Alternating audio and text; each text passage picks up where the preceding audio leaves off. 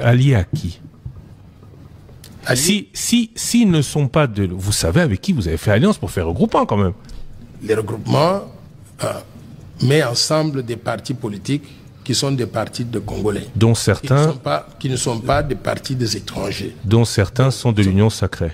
Ça, je ne pourrais pas donner les détails. Vous ne savez pas avec qui vous avez fait... Je ne saurais pas vous donner tous les détails, mais tout ce que je peux vous dire, c'est que je suis candidat à la présidence, je suis un candidat indépendant et mon parti politique, d'où je me suis dégagé pour être candidat à la présidence. Ce parti-là a des alliances avec d'autres partis politiques et ils ont formé des regroupements, ils ont présenté des candidats ensemble.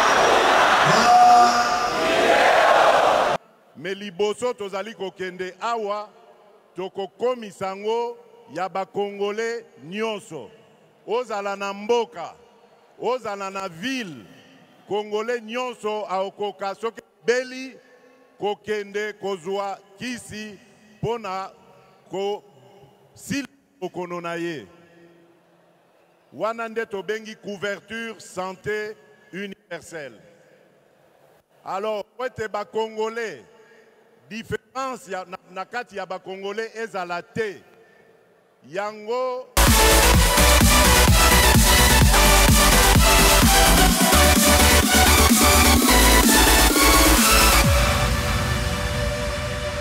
Vous le savez, c'est la campagne électorale. La campagne électorale bat son plein. Débuté le 19 novembre 2023. Selon le chronogramme de la CENI, Denis Kadima avait insisté sur le respect du calendrier électoral.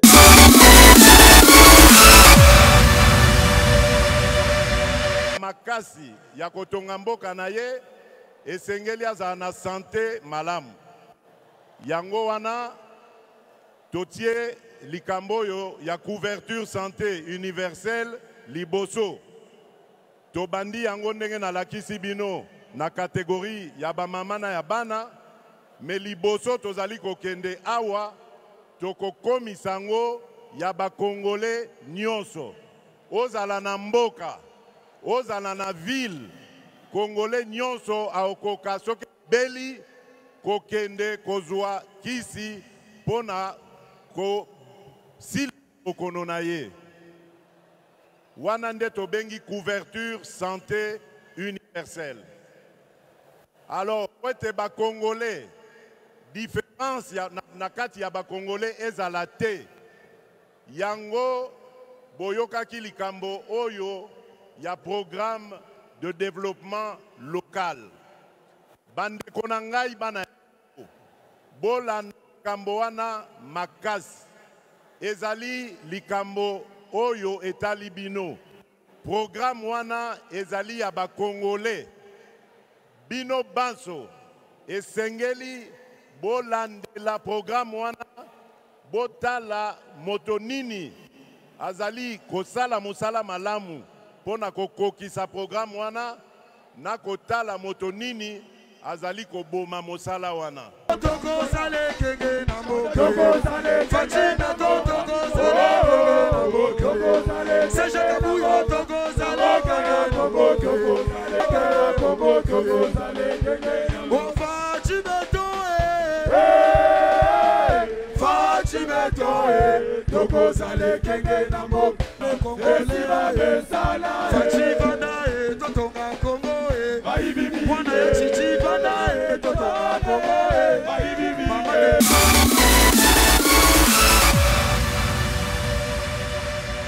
Et bel et bien, la phase de la campagne électorale a débuté et chaque candidat président est sur terrain afin de battre la campagne.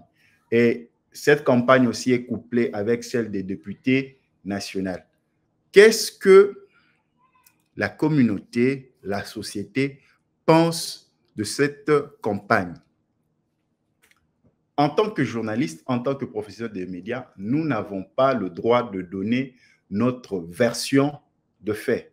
Mais nous avons cette capacité de pouvoir analyser les faits, traiter les données et pouvoir restituer la température de la communauté, de la société, que ce soit cette société au niveau de la République démocratique du Congo ou cette société au niveau de la diaspora.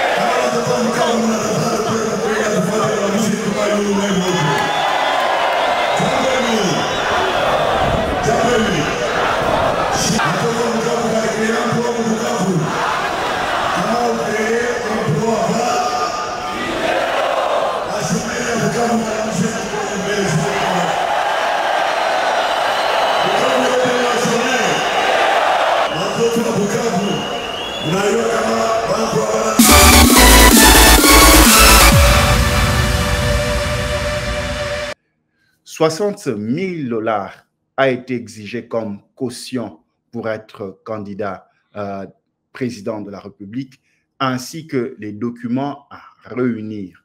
Et chaque 24 candidats a pu réunir ses frais. Mais la vraie question que l'on se pose, est-ce que tous les candidats présidents devaient pouvoir aller en campagne pour être président de la République? C'est la grande question.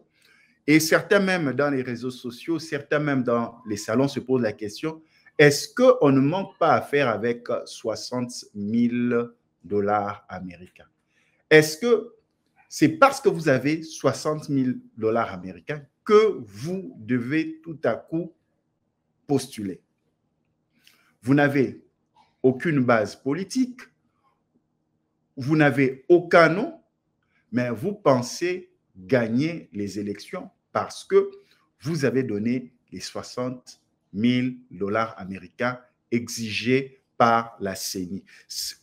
Ça aussi, ce sont des questions que l'on pose. Sur les 24 candidats présidents, il y a certains qui n'ont même pas cette capacité à se déplacer. Nous avons suivi le pasteur Ngalassi, par exemple, sur Télé 50, en train de dire, le journaliste le pose la question, comment vous allez faire pour battre campagne? Vous êtes à Kinshasa. Je paraphrase les journalistes et je paraphrase le docteur Ngalassi. Il dit que sur l'étendue du territoire national congolais, il a à peu près 300 églises.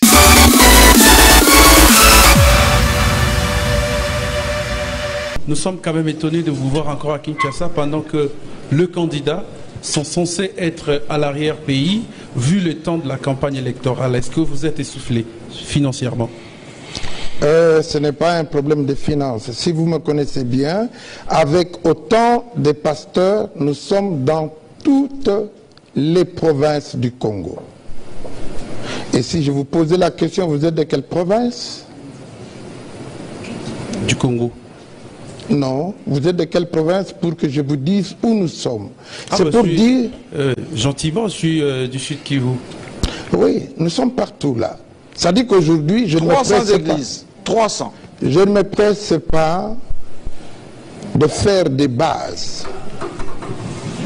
Les bases existent. Qu'il y ait des avions ou pas, parce que le déplacement est assez difficile. Je n'ai pas un avion, mais j'ai des bases, des églises qui existent. Et j'en prends soin. Je ne suis pas pressé d'aller me présenter dans des provinces parce qu'ils me connaissent. Mais j'ai un programme. J'ai commencé en tant que candidat par me présenter dans la maison, dans l'église, et j'ai adressé des lettres aux autres églises pour qu'ils comprennent que je suis candidat à la présidentielle.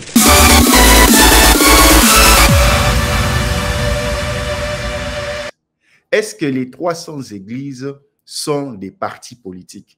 Est-ce que dans son église, par exemple, il n'y a que ceux qui vont le voter? Il n'y a pas de pro-Fayulu, il n'y a pas de pro-Tshisekedi, il n'y a pas de pro-Katumbi, il n'y a pas de pro-Dr Mukwege. C'est la raison pour laquelle une certaine manière stratégique doit être mise en place pour comprendre est-ce que l'on doit mener tout genre de projet parce qu'on a l'opportunité. Est-ce qu'on doit être candidat à député parce qu'on a l'opportunité? Est-ce que toute opportunité est une opportunité à saisir? Tu es candidat président, tu n'as pas d'argent, tu n'as pas de billet d'avion, mais tu veux être candidat. Et beaucoup disent que c'est pour se donner cette légitimité politique, d'être connu politiquement. Est-ce que cette assertion est vraie? Beaucoup de ceux qui nous suivent sur Internet, beaucoup de ceux qui nous suivent dans les médias, et même ceux qui sont dans les salons le disent. Est-ce que l'effet d'être, on prend l'exemple de Seth Kikuni, qui était candidat président malheureux en 2018, est-ce que le fait d'avoir donné la caution de 100 000 $ et d'être candidat malheureux aux élections a fait de lui plus de notoriété, plus de connaissances, plus d'acceptation? C'est la grande question. Et chacun peut se donner la réponse. Est-ce qu'on ne va pas en aventure? Est-ce qu'aujourd'hui, la RDC, ce n'est pas une terre où 60 000 $, on n'a pas d'idée d'affaires ou un projet bancable pour se lancer, mais aller seulement en politique? C'est la grande question que les gens se posent. Nous, en tant que professionnels de médias, nous n'avons pas d'opinion à donner, mais nous traitons que des faits et nous essayons d'apporter des éléments. Nous prenons le cas du docteur Noël Tchani, prétendant avoir fait des études à Harvard, étant à la Banque mondiale. Est-ce que l'effet d'être candidat président malheureux en 2018 l'a plus donné de notoriété? Est-ce qu'après ces 5 ans, de 2018 à 2023, il a pu se constituer une base politique solide à travers la République démocratique du Congo, implanter les partis? Est-ce que les élections deviennent une messe, deviennent une rencontre, ou bien chacun veut se montrer, chacun veut afficher ce qu'il est, sa capacité, ou bien avoir une notoriété sur son CV, avoir une certaine notoriété sur son CV pour dire que j'ai été candidat malheureux aux élections et attendre que lors de l'investiture du président en place, que vous soyez dans la photo de famille des candidats présidents. Telles sont les grandes questions que la communauté se pose. est-ce que pour les députés nationaux, avoir le fichier de son président du parti fait de toi que tu seras voté? Tu n'es pas connu dans ta circonscription, tu n'es pas connu dans ta province, tu n'as rien fait, tu n'as pas une bonne proximité avec les gens de ton entourage, même ceux de ta propre famille, mais tu prétends être candidat député. Lorsque nous voyons plus ou moins 22 000 candidatures, cela en dit plus sur la capacité soit d'être député national ou d'être entrepreneur.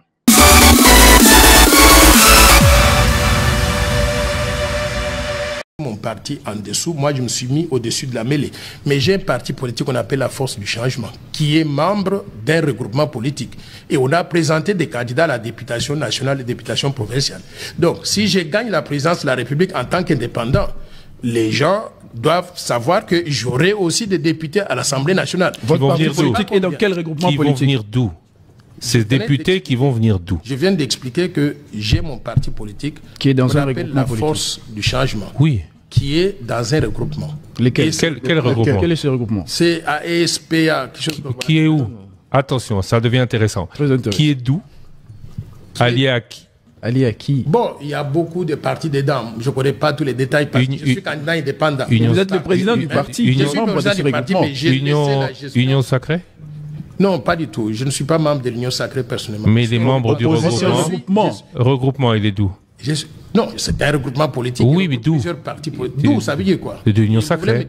Avec des partis d'Union sacrée. Je ne pourrais pas aller dans les détails parce que je n'ai pas tous les éléments. Tout ce que vous ne savez pas quelle est l'appartenance des partis avec lesquels vous êtes dans un regroupement. Je venais de vous dire que moi, en tant que... Non, on ne parle pas de vous là. Parce que la même question a été posée à un autre candidat. Il est candidat député national aussi. Oui, dans ce regroupement. Oui. Et vous ne savez pas le regroupement ou le membre du regroupement sont de quel parti, sont de quelle obédience?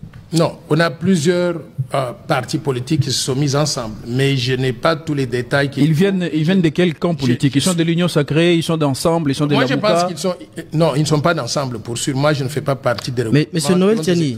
Mais ce sont des groupements donc des Congolais. Ils viennent d'où alors? C'est la question. Ils viennent de la République démocratique du Congo. Oui, comme tous les candidats de père et de mère.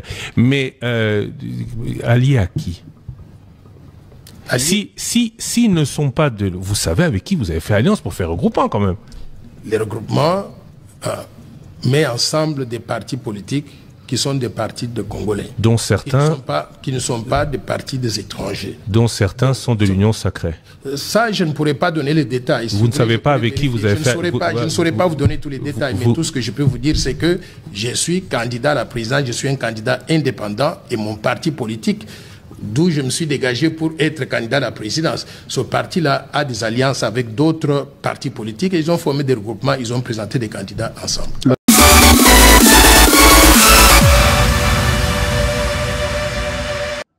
Mais revenons à notre décryptage. Les forces et les faiblesses de chaque candidat.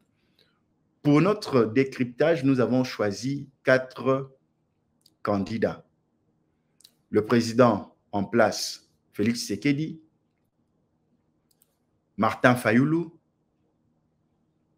Moïse Katumbi et Dr Mukwege. Nous allons commencer avec le Dr Mukwege. Est-ce que le Dr Mukwege, selon la communauté, a bien fait de poser sa candidature en tant que président de la République démocratique du Congo? Lorsque nous allons dans nos recherches, il a été démontré que lorsque vous êtes élevé à une dimension telle que prix Nobel, beaucoup de prix Nobel, la majorité de prix Nobel n'ont jamais été candidats président. La majorité. Parce que l'on considère un prix Nobel comme ce sage, ce digne sage de la communauté auprès toutes les couches de la société viennent s'abreuver de ses connaissances, de ses propositions, de ses aspirations. Est-ce que c'était un bon choix? Pour beaucoup, ils pensent que Dr Mukwege ne devait pas poser sa candidature. Beaucoup vont parler de Nelson Mandela. Nelson Mandela, c'est pour le parcours de son combat, 11 ans de remis le prix Nobel. Est-ce que Moïse Katumbi peut être président de la République? C'est vrai, pour la communauté, il a cette casquette de bon manager de Mazembe, bon gouverneur, entrepreneur de renom, une forte capacité au carnet d'adresse, mais ceux de la communauté disent qu'il ne serait pas congolais d'origine, il serait congolais d'attribution. Est-ce que Moïse Katumbi a ce profilage pour être président de la République? Certains disent oui, qu'il a cette capacité, qu'il pourra signer des contrats, il a cette crédibilité de son agenda pour faire venir les investisseurs au pays. Mais d'une part, avec cette problématique sur la congolité ou les Congolais d'origine, est-ce que cela permettra d'avoir un climat sociopolitique apaisé pour certains de savoir qu'ils ne seraient pas originaires directs de la République démocratique du Congo? Ça, ce sont des questions sur lesquelles il faut se tabler. Est-ce que Martin Fayulu peut être président de la République? Pour certains, oui. Pour certains, non. Pour certains, oui, parce que a des ambitions nationalistes et souverainistes. La RDC gérée par les méritocrates, la RDC gérée par des visionnaires. Mais pour d'autres, Martin Fayulu ne pourra pas être président de la République parce qu'il n'est pas consensuel, il ne fait pas fi du consensus. Or, en politique, il faut être consensuel, ouvert aux discussions et savoir donner de la place aux partenaires politiques. Moïse Katumbi est parti, d'autres noms sont partis et son proche allié Mouzitou qui était resté, il y a eu des problèmes. Ce n'est pas une personne qui est capable de faire converger des visions sociopolitiques pour le bien du Congo parce qu'il n'a pas cette facilité de parler le même langage. Est-ce que Félix Tshisekedi peut briguer un second mandat à la tête de la République démocratique du Congo? Pour certains, il ne peut pas briguer parce qu'il n'a pas atteint ses objectifs, parce que Félix Tshisekedi a fait des promesses qu'il n'a pas tenues, et parce que Félix Tshisekedi n'a pas su accorder le social à la population. Là, c'est certains qui le disent. Par contre, d'autres voix le disent, et nombreux le disent, qu'il sera élu. Premièrement, il est de coutume en République démocratique du Congo que le président sortant brigue toujours un second mandat. Et deuxièmement, Félix Tshisekedi est parmi ces rares hommes politiques qui a pu tenir des paroles par rapport à ses partenaires politiques. Félix Tshisekedi est celui qui a rendu possible le retour de Moïse Katumbi à Kinshasa, en République démocratique du Congo, en donnant cette possibilité de la remise du passeport. Il y a aussi les leaders d'opinion politique qui ont été arrêtés, comme les Franck Diongo. Il a pu les libérer, les gracier. Et Félix Tshisekedi s'est attelé à pouvoir redonner cette confiance de la RDC au monde en réouvrant la RDC sur le plan diplomatique. Félix Tshisekedi, par rapport à des réalisations, par exemple la gratuité de l'enseignement, c'est vrai, avec quelques difficultés, mais qui tient la route. D'autres disent, par exemple, la gratuité de la maternité, même si c'est arrivé gratuitement. Félix Tshisekedi, plusieurs réalisations, plusieurs œuvres à son actif, et beaucoup disent qu'il sera réélu parce qu'il est de coutume en République démocratique du Congo que le président en place puisse briguer un second mandat. Chacun a sa manière de se donner l'opinion politique, l'opinion sociale de son pays. Nous, en tant qu'acteurs de médias, nous n'avons que notre travail de pouvoir vous apporter ces différents points de vue et à chacun de se faire une opinion. Merci d'avoir suivi notre décryptage. À la prochaine.